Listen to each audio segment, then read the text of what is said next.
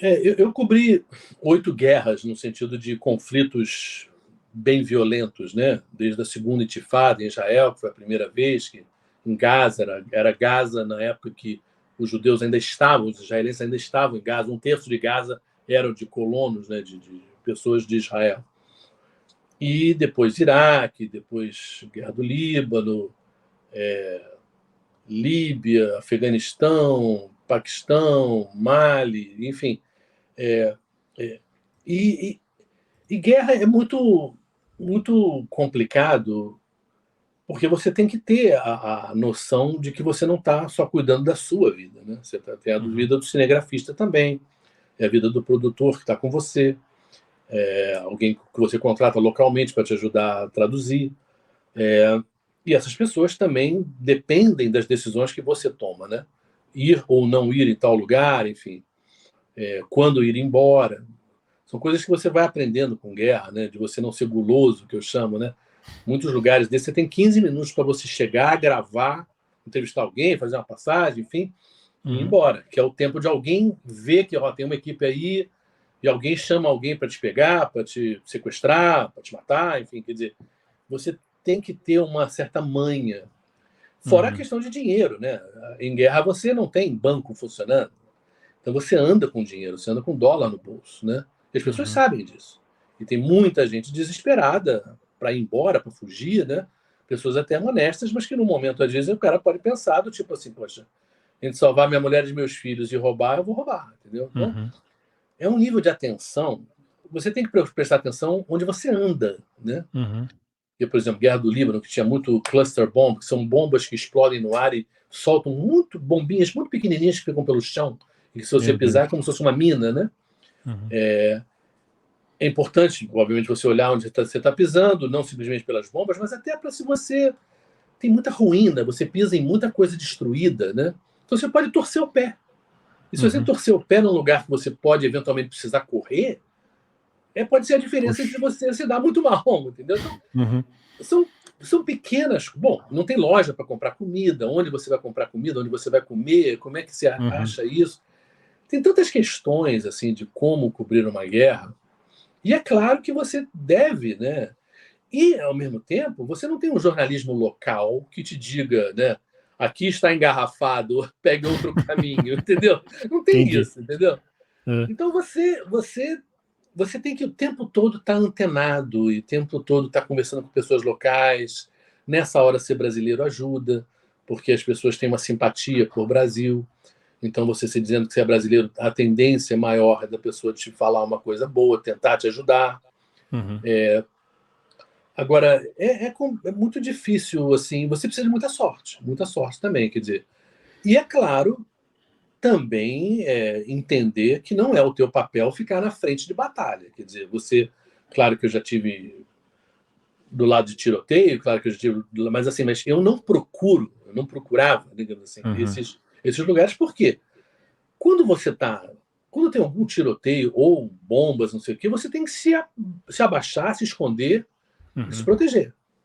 Então, o que você pode gravar naquele momento é muito pouco. O teu cinegrafista está fazendo a mesma coisa, no máximo mostrando alguém que esteja do teu lado atirando.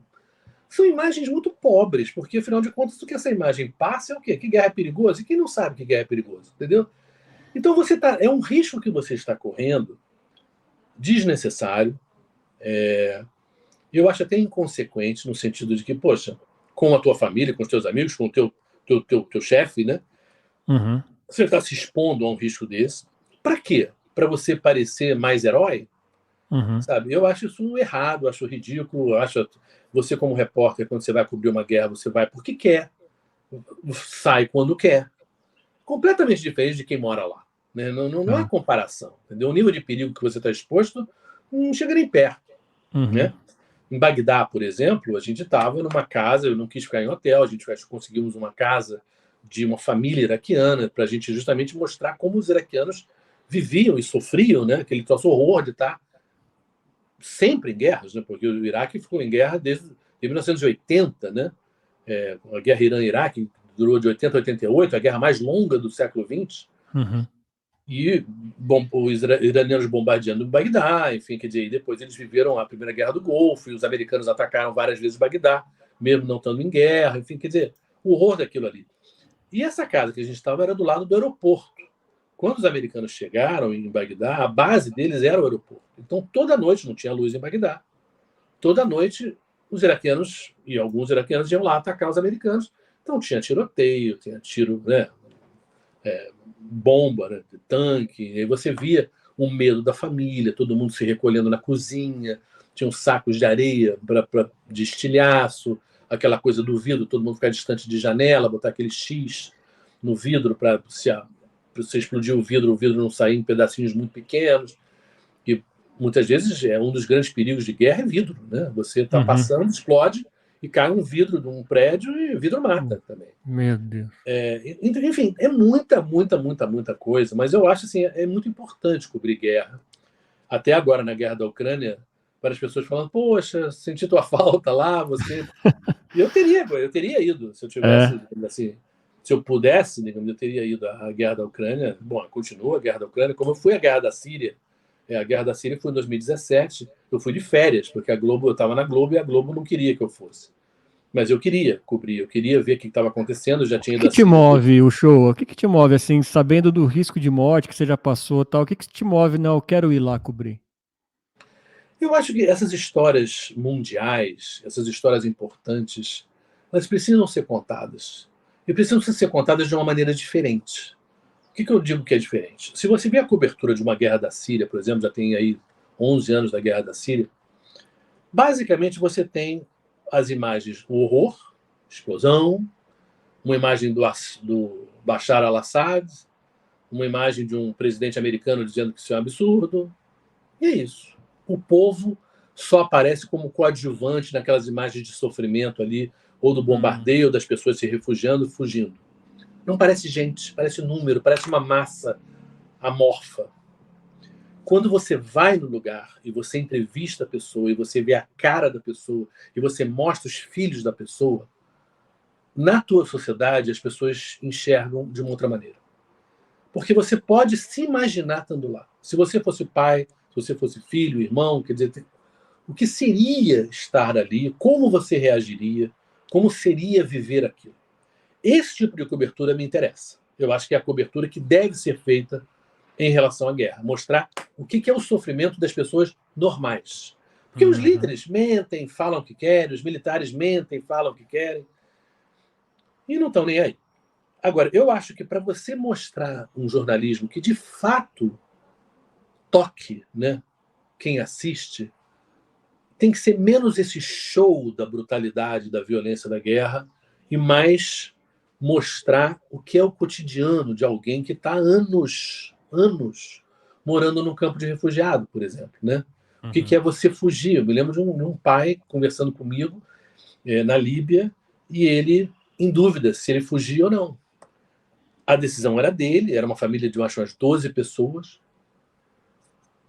e se ele com medo de que se ele saísse, ele ia perder a loja dele, que seria invadida, roubada, a casa dele, que seria invadida, roubada, para ir para um lugar, que no caso ele seria a Tunísia, que ele estava pensando em ir, para ficar num campo de refugiado que ele não sabe se um dia ele sairia de lá, qual seria a estrutura, se teria escola para os filhos. É uma decisão tão difícil. Eu fiz campo de refugiado na África, no Mali, no Paquistão, no Líbano, né, da quantidade, e na Turquia também, da quantidade de sírios. Sabe, não é você sair da tua casa para ficar um mês fora de casa. Você sair da tua casa e não saber nunca mais se você vai ter uma casa. Você morar numa tenda, que é gelado no inverno e muito quente no verão. É muito difícil tomar uma decisão dessa.